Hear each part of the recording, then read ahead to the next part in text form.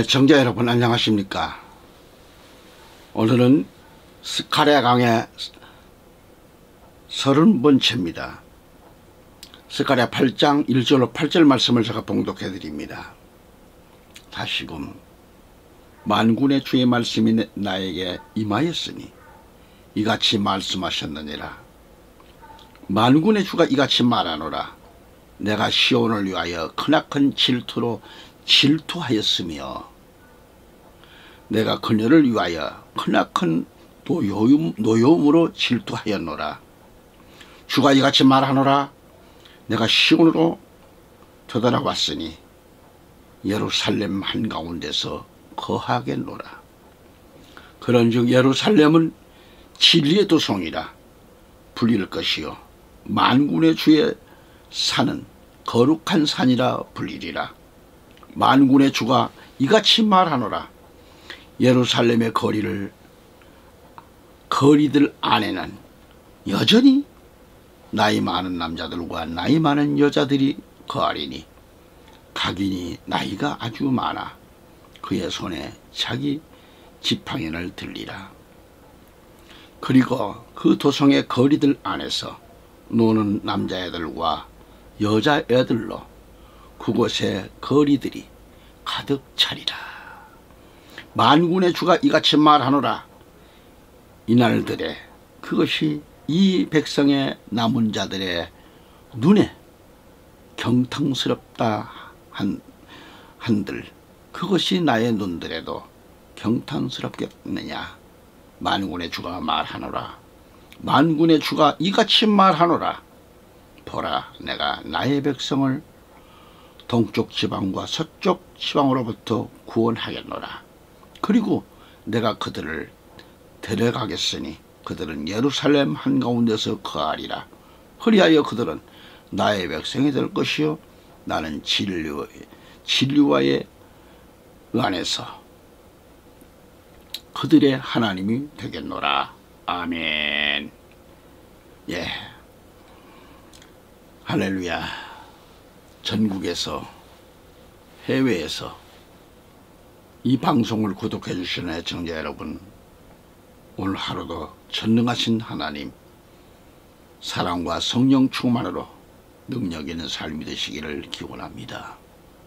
하나님께서 허락하신 스가랴 8장 말씀입니다. 오늘의 주제가 이스라엘 회복입니다. 회복. 그리고 부제로는 거리에서 뛰노는 소년들과 소녀들로 가득 찰 것이라는 이 말씀을 선포할 때 많은 은혜가 충만하시기를 저는 간절히 기원합니다. 아멘. 오늘 본문 8장, 스가랴 8장은 이스라엘 백성들의 회복과 미래적 축복의 대역사를 가리킵니다. 하나님께서 이스라엘을 선택하셨는데 그 이스라엘 백성들이 메시아 예수 그들을 영접하지 않고 죽이고 맙니다. 메시아를 죽인 이스라엘은 그 죄로 인하여 세계 각 나라로 흩어졌고 약 2000년 이상 많은 고난과 고통을 당해야 했다는 건 여러분이 잘 아실 겁니다. 그러나 이스라엘 백성들은 처참하게 죽임을 당하고 나라 없는 디아스포라가 됐잖아요. 그들의 삶은 서럽고 고통뿐이었습니다.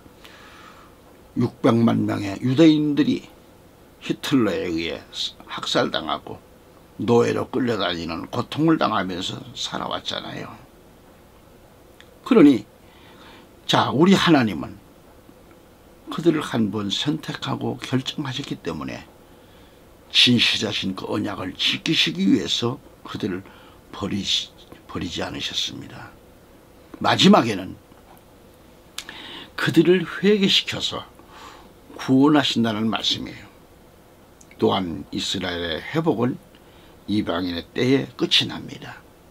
이방인의 충만한 수가 들어오기까지 그들을 완악하게 그대로 두고 있습니다. 그래서 이스라엘의 회개는 마지막 때에, 이방인의 구원의 때에 마지막 회개 역사가 일어나게 되는 것인데, 그날이 곧 도래하고 있습니다.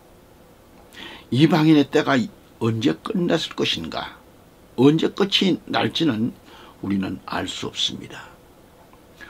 우리가 가끔 들어서 알겠지만은 마태복음 13장 39절에 보면 수학은 세상의 끝이고 수학들은 천사들이라고 예수님은 말씀합니다. 그러니까 이스라엘의 절기 가운데 무교절, 아니 유월절, 무교절, 조실절, 오순절이 있는데 이 절기들이 지나면 넉 달 농사기간인데요. 넉 달 농사기간에는 나팔철이 옵니다. 나팔철은 예수님의 재림을 상징합니다. 넉 달 농사기간, 즉 이방인의 마지막 수확, 추수 때를 가리킵니다. 이 추수 때의 특징을 7가지를 찾아볼 수가 있는데요. 이 넉 달 동안 기간이 끝이 나면 추수 때가 오는데 수확하게 되는데 이때 이방인의 회개가 끝이 납니다. 우리가 말씀을 통해서 알아야 할 것은 이스라엘의 회복이 바로 이방인의 추수가 끝나게 되는 거죠. 그러니까 이방인의 넉 달 농사기간이 언제 끝이 날 것인지 이 점을 우리가 알아야 합니다. 성경에서 지적하고 있듯이 이방인의 충만한 수가 차기까지 이스라엘을 완악하게 만든다고 했습니다. 그러니까 이스라엘이 이방인인데, 우리 이방인인데 바로 우리를 회개시키기 위해서 그들이 완악하게 됐다라는 말이죠. 게다가 넉 달 농사가 끝이 나니까 어때요? 그 마지막이 그 회복기가 되는 겁니다. 그래서 스가랴 8장 1절로 23절까지 자세히 기록하고 있는 겁니다. 첫째로 1절에서 8절까지는 이스라엘 회복에 대한 약속입니다. 따라서 9절로 17절까지는 현화이복과 하나님의 백성을 격려하는 말씀이 나오고, 스가랴 8장 18절로 23절까지는 모든 백성들이 마지막에 하나님께로 돌아온다는 말씀이고요. 이렇게 크게 세 대지로 나누어서 말씀을 드리게 됩니다. 특히 오늘 스가랴 8장에서는 7대 회복을 말씀을 드릴 수 있겠고, 그리스도의 7대 관을 말씀드리게 됩니다. 그래서 다음으로 하나님의 7대 권면의 말씀, 이렇게 해서 세 대지로 말씀을 나눌 수가 있는 거죠. 첫째는 시온의 회복이 언제 있을 건가? 시온의 회복. 스가랴 8장 3절에 주가 이같이 말하노라. 내가 시온으로 되돌아왔으니 예루살렘 한가운데서 거하겠노라. 그런즉 예루살렘은 진리의 도성이라 불릴 것이요 만군의 주의 산은 거룩한 산이라 불리리라. 그렇게 말씀합니다. 여기서 시온의 회복은, 즉 시온은 모리아산, 하나님의 거룩한 산을 가리키는 그런 동시에, 신약시대에 와서는 교회를 가리키는 동시에 미래로 보면 시온산과 진리의 도성은 하나님 나라 왕국을 가리키는 겁니다. 그러니까 바빌론에 70년 동안 포로 생활을 하는 동안에 그 성은 완전히 황폐하고 지금까지 이방인들에게 수없이 짓밟히고 살아왔습니다. 그렇지만 우리 예수님은 시온에 재림하시고 또 이스라엘은 70년의 노예 생활을 청산하고 돌아온다고 했습니다. 회복한다는 것이죠. 마지막 때 이것은 역사적인 예언의 말씀인 동시에 미래적 예언 사건으로 말할 수가 있는 겁니다. 그래서 이제 모든 교회들이 신약시대가 끝나는 이때에 하나님의 말씀인 계시록을 보면 7교회 시대가 나오는데, 7교회의 명칭을 헬라어로 말씀드리면 예배소 교회는 에페소스, 그리고 니골라당 때문에 완전히 황폐해지고 말았던 거죠. 그 다음에 서머나 교회는 스메르나 그래요. 스메르나. 그래서 이 환난 중에도 승리한 교회를 가리킵니다. 버가모 교회는 뭐예요? 페르사모스래. 페르가 사모스라고 그렇게 얘기하는데, 자, 이 교회는 발람의 이단 때문에 황폐해지고 망한 교회가 되었습니다. 두아디라 교회는 두아테리아, 그래서 두아테이라는 이세벨주의 교회 때문에 이렇게 교회가 황폐해지고 말았습니다. 자, 그 다음에 사대교회는 사르데이스 그래요. 이것은 유명무실한 교회가 되고 말았습니다. 아주 형식주의인 거죠. 형식주의. 그래서 그러나 있으나 마나 하는 그런 교회가 된 겁니다. 그 다음에 빌라델피아의 교회는 필라델페이아 그래요. 이것은 칭찬을 받았고 충성된 필라델페이아의 교회는 말일에 이긴 자, 두 증인, 승리한 교회의 모형입니다. 여기서 이긴 자만이 하나님 나라 왕국 성전의 기둥을 약속받아요. 계시록 3장 12절에 나는 이기는 자를 나의 하나님의 성전 안에서 기둥으로 만들겠으니 그러면 그는 다시는 나가지 아니하리라. 그리고 내가 나의 하나님의 이름과 나의 하나님께로부터 나와서 하늘에서 내려오는 나의 하나님의 도성 곧 새 예루살렘의 이름을 그 위에 기록하겠노라. 그리고 내가 그 위에 나의 새 이름을 기록하겠노라고 이렇게 말씀하셨습니다. 끝으로 라오디게아 교회는 라오디케아입니다. 그래서 이건 뭐예요? 인권운동하는 교회입니다.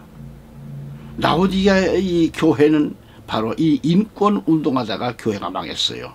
차지도 아니하고 뜨겁지도 아니한 이 라오디케아의 교회, 이 교회는 바로 인권운동하는 마지막 때의 교회를 가리키는 겁니다. 이와 같은 교회들이 이스라엘이 주전 606년에 바빌론에 끌려가서 완전히 하나님의 시온산 예루살렘이 황폐해진 것과 같이 마지막 때에도 큰 음녀 바벨 운동의 교회들이 그만 어떻게 다 가담하게 되고 WCC 운동에 가담하게 되고 그래서 결국은 많은 교회들이 음녀 바벨화가 되고 만다고 하는 것을 시사하고 있는 내용입니다. 그래서 이렇게 지내다가 스룹바벨과 여호수아를 통해서 하나님께서 70년 포로 생활을 마친 이스라엘 백성들을 귀환하게 하시는데 이때 무너졌던 솔로몬 성전을 건축하게 된다는 거죠. 이것은 마지막 때에 모세와 엘리야와 같은 권세 있는 두 증인들에게 지팡이 같은 갈대를 주어서 하나님의 성전을 측량하게 한다고 그랬어요. 이렇게 해서 하나님의 성전을 회복시키고 그 다음 큰 음녀 바빌론을 심판하게 되는 겁니다. 그러니까 역사적인 예언서인 다니엘의 예언에 70주가 마치는 때를 가리켜요. 마지막 때는 다니엘 70일의 예언이 마지막 남은 한 일의 시간이 되겠는데요. 이때 음녀는 바빌론과 같이 심판하게 된 다음 하나님 왕국이 이루어지게 되고 황량하게 되었던 시온산이 다시 회복된다고 하는 말씀입니다. 여기서 하나님의 거룩한 산과 시온의 진리의 도성이 된다고 했어요. 이것은 역사적인 사건으로 그 당시 여호수아 스룹바벨을 통해서 이 성전을 다시 회복시킴과 같이 마지막 때에도 스룹바벨과 여호수아는 계시록 11장에 등장하는 두 감람나무, 두 등대 이들을 통해서 청량하게 될 것인데요. 이들의 청량에 의해서 전 세계가 음녀 바벨화로 오염되었는데 거기서 이들의 청량을 통해 성전을 회복하시는 그런 가운데서 시온산이 다시 회복한다는 말씀이에요. 아멘. 두 번째는 성민의 회복입니다. 스가랴 8장 4절로 8절 제가 읽어드리면 만군의 주가 이같이 말하노라. 예루살렘의 거리들 안에는 여전히 나이 많은 남자들과 나이 많은 여자들이 거하리니 각인이 나이가 아주 많아 그의 손에 자기 지팡이를 들리라. 그리고 그 도성의 거리들 안에서 노는 남자들과 여자애들로 그곳의 거리들이 가득 차리라. 만군의 주가 이같이 말하노라. 이 날들에 그것이 이 백성의 남은 자들의 눈에 경탄스럽다 한들 그것이 나의 눈들에도 경탄스럽겠느냐. 만군의 주가 말하노라. 만군의 주가 이같이 말하노라. 보라, 내가 나의 백성들을 동쪽 지방과 서쪽 지방으로부터 구원하겠노라. 그리고 내가 그들을 데려가겠으니 그들은 예루살렘 한가운데서 거하리라. 그리하여 그들은 나의 백성이 될 것이요 나는 진리와 의 안에서 그들의 하나님이 되겠노라 라고 했습니다. 이스라엘 백성들이 바빌론에 606년의 포로로 끌려갈 때에 예루살렘 거리는 사람이 없었잖아요. 그래서 똑똑한 사람들, 젊은 사람들, 남녀가 끌려가고 또 유다 예루살렘에는 힘없고 병들고 이용가치가 없는 노약자들만 남았지만 그래서 예루살렘 거리에는 사람이 없었다는 겁니다. 그러나 이제 시온산이 회복되고 그렇게 나니까 거리에는 뭐예요? 사람들의 왕래가 있다라는 것이죠. 이게 바빌론에 70년 동안 포로로 잡혀 있다가 해방을 맞이해서 돌아온 거죠. 그러니까 10대의 소년으로 끌려간 사람들이 80세가 넘어서 돌아왔어요. 게다가 20대 30대에 끌려간 사람들은 바빌론에서 거의가 죽었어요. 그 세대가 없습니다. 그래서 시온산에는 2세들만 돌아온 거예요. 이스라엘 백성들이 70년을 바빌론에서 산 것은 그렇게 정해져 있었어요. 그래서 마지막 때에는 다니엘의 예언 70일의 가운데 한 이레가 남아 있습니다. 그 남은 한 이레가 우리는 아직은 알 수 없습니다. 하나님만 하실 일이죠. 그런데 본문에서 거리에는 소년들과 소녀들이 가득하다고 했죠. 거리에. 우리는 이 땅에서 예수님을 나이가 많아서 예수 그리스도를 영접하실 분도 있겠지만 그러나 예수 그리스도를 살아서 맞이할 분들도 있다는 말씀이에요. 누가복음 2장 36절에 가보면 안나 할머니는 결혼해서 7년 동안 행복하게 살다가 남편이 죽고 먼저 죽었어요. 그렇게 해서 과부가 된 지 몇 년이요? 84년이에요. 우리는 여기서 연수의 의미를 깨달아야 합니다. 과부된 지 84년이에요. 고령의 할머니가 성전에서 예수님을 영접하게 됐다라는 얘기. 할렐루야. 예수님 초림 때에 빈들에 나가서 양을 치는 목자들이 있었습니다. 그 목자들은 밤에 계시를 받았어요. 들의 목자들은 광야의 목자들입니다. 그들에서 계시를 받았어요. 당시 화려한 예루살렘 궁궐 안에 있는 그런 목자들은 하나님의 계시를 받지를 못했습니다. 여기서 소년 소녀들이 누구인가? 신앙의 이 정조를 끝까지 지킨 자들을 가리킨 거예요. 이 시대로 말하면 앞으로 소년 소녀 이들은 예루살렘 거리를 가득 채울 것이라고 했는데 이들이 영적으로 신앙의 정조를 지킨 자들이고요. 이들은 마지막 때에 14만 4천의 수에 들어가게 됩니다. 이들은 신앙의 정조를 지킨 하나님의 종족들이에요. 종들이에요. 이들이 순교자들이. 그런데 14만 4천 명을 가리켜서 구원받은 자들의 전체 수로 보는 자들이 있는가 하면 또한 이들을 유대인의 전도자의 그런 그 수로 보는 자들이 있어요. 14만 4천 명을 구원받은 전체 수로 보는가 하면 유대인의 전도자의 수로 보는 자들이 있는데요. 자, 유대인의 전도자의 그 수로 보는 것은 성경을 잘못 보았고 잘못 알고 있다고 하는 것을 말씀드립니다.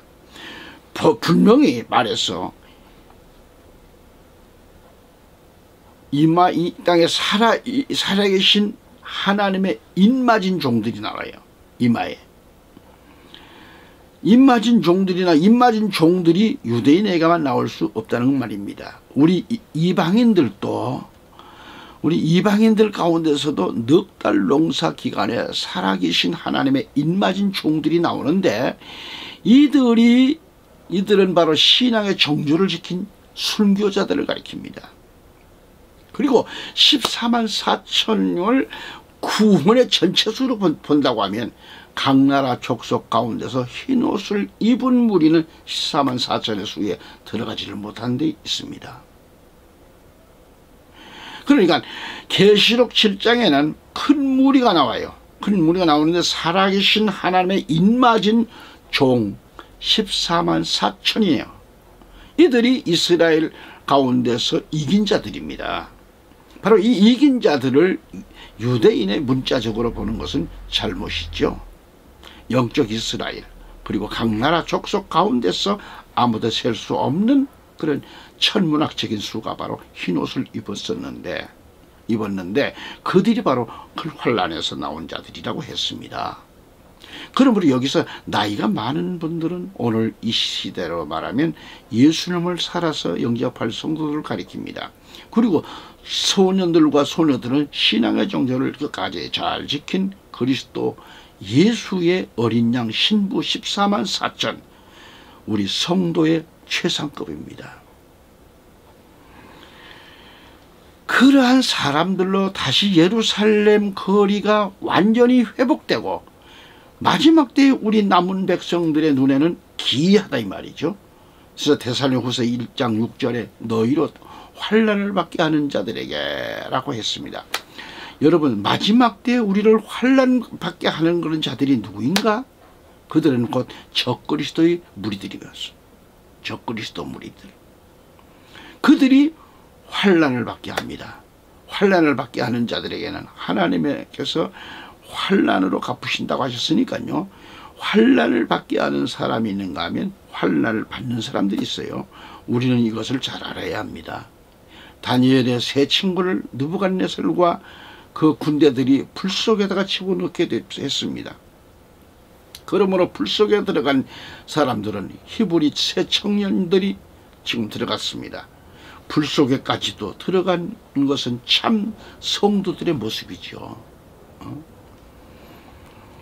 느부갓네살 왕 때에 큰 우상을 세워놓고 그것에 절하는 자들은 유황불 그 7배나 더 뜨거운 그런 불 속에 넣지 않았지만은 그러나 우상에게 절하지 않으면 그 불 속에 던져짐을 받게 된다 이 말이죠. 그래서 마지막 때에 대환란 때에 666 짐승의 표를 받은 자들은 환란이 없습니다. 그러나 666 짐승의 표를 거절한 그런 자들은 무서운 이런 대환란을 당하게 됩니다. 여러분 환란 전에 공중으로 휴거된다고 가르치고 있는 목사들이 있는데요. 이런 많습니다. 성경에는 환란 전에 올라간다는 말씀은 한 군데도 없습니다. 없어요. 찾아보세요. 환란 전에 공중으로 휴거한다는 성경 구절이 하나라도 있다고 하면 알려주세요. 저는 그렇게 성경을 보지만 한 번도 못 찾아 발견하지 못했습니다. 있다고 하면 알려주세요. 성경에는 한 군데도 없다니까요. 없어요. 우리가 알아야 할 것은 재림론에 있어서요. 예수님의 이중 재림을 말하고 있는데 7년을 간격을 두고 한 번은 공중에 오시고 그리고 7년 후에는 지상에 예수님 오신다고 그렇게 알고 있습니다. 그런데 이러한 이중 재림에 대해서 말씀한 성경 구절은 이거 역시 한 군데도 없어요. 찾아보세요. 우리 예수님은 하늘로 올라가신 그대로 오신다고 하셨는데 무엇 때문에 7년 전에 공중에 오셔서 공중에 머물러 계시다가 지상에 오실까요? 그렇지 않습니다. 이것은 잘못 알고 있는 것입니다. 예수 그리스도께서 오실 때에 우리 구원받은 백성들은 공중으로 끌려 올라가 가지고 공중에서 예수 그리스도를 영접하게 되는 거예요. 그런데 7년을 공중에 계신다는 성경 구절은 한 군데도 없어요. 응? 이걸 알아야 돼요. 그리스도의 재림에 대해서 보면은 공중 재림과 지상 재림 7년 간격에 대해서 성경에는 없는 것이 증거가 되기 때문에 이것을 우리는 똑똑하게 알아야 합니다. 오늘 이 시대에 수많은 주의 종들과 신앙인들은 공중재림과 지상재림에 대해서 7년 간격을 두어 해석하고 있는 게 이게 참 답답해요. 우리 예수님이 두 단계로 오시는 것으로 알고 있는 거예요. 그러나 성경에는 그렇게 되어 있지 않습니다. 환난을 받게 하는 것은 저 그리스도 짐승의 표를 받게 한 자들이고요. 환난을 받게 하는 자들이 있기 때문에 환난을 받게 되는 거예요. 우리가 만일 666 짐승의 수, 사람의 수를 받게 되면 환난은 오지 않습니다. 잘 살 것입니다. 이것저것을 마음대로 할 수도 있습니다. 환난을 당하지 않습니다. 그러나 성경에는 환난 받는 너에게는 우리와 함께 안식으로 갚아주신다 그랬잖아요. 7년 대 환난에 우리가 환난을 받았다면 안식으로 갚아주신다고 했어요. 안식으로. 그리고 하나님 나라 왕국에 들어가서 안식하는 백성이 된다고 하는 것을 우리는 알아야 합니다. 이것이 하나님 아버지의 공이라고 말씀하고 있는 거예요. 그리스도 예수께서 저희 그런 능력의 천사들과 함께 하늘로부터 불꽃 중에 나타나신다 그래요. 불꽃 중에 우리 예수님이 나타나셔서 하나님을 모르는 자들과 우리 주 예수 그리스도의 복음을 복종치 아니하는 그런 자들에게는 형벌을 가하신다고 하셨어요. 이것은 불택자들을 그렇게 하시겠다는 겁니다. 어떤 이는 종말론을 이야기할 때 과학밀실에 들어가 있는 그런 사람들은 불신자랄지라도 혹자는 살아남아서 하나님 왕국에 들어간다나요? 말도 안 되는 소리를 하고 있습니다. 그래서 하나님 나라 왕국에는 예비처 성도들과 그리고 과학밀실에 들어가 있는 자들도 하나님 왕국에 들어간다고 성경을 그렇게 해석하고 있는 거예요. 만일 예수 그리스도께서 재림하실 때에 불신자가 살아남아 가지고 하나님 나라 왕국에 들어간다고 할 수 있다고 한다면 예수님의 재림 심판은 불완전한 심판이라고 말 거예요.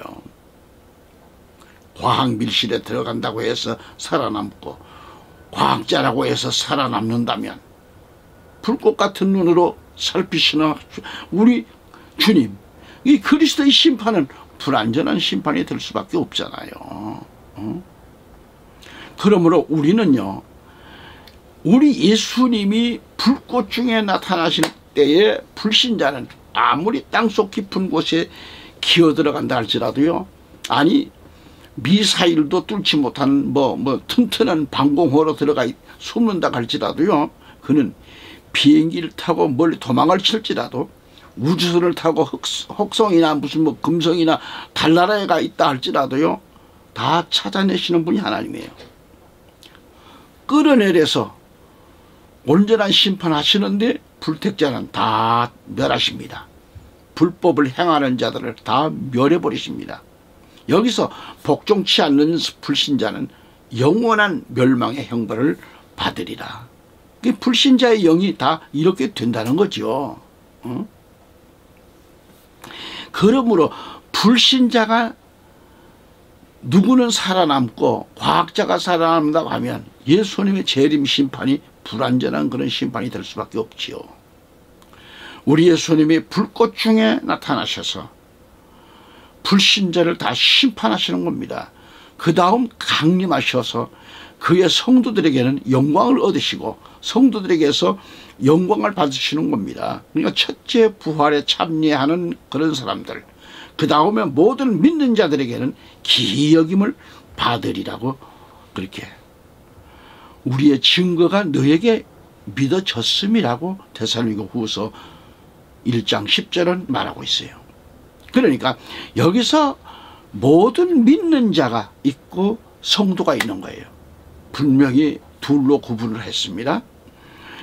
다시 말하면 여기서 세 무리밖에 없습니다. 예수님이 불꽃 중에 나타나실 때에 복음을 불순종하여 영원한 형벌을 받는 무리가 있는가 하면, 그 다음에 또한 성도는 영광을 예수님이 받으시는 그 영광의 성도가 되는 거예요. 우리는 말씀으로 무장하고 깨어 있어야 하고, 우리 예수님 예수 그리스도께서 다시 오실 때 아멘 주 예수여 어서 오시옵소서 마라나타 하시며 신부의 자격을 갖추고 신랑 그리스도를 대환영으로 맞이하시는 역사가 있기를 우리 구주 예수 그리스도 이름으로 축원합니다. 아멘. 자, 오늘도 여기서 또 말씀을 드립니다. 다음 시간 또 같이 만날 수 있기를 간절히 바랍니다. 건강하십시오.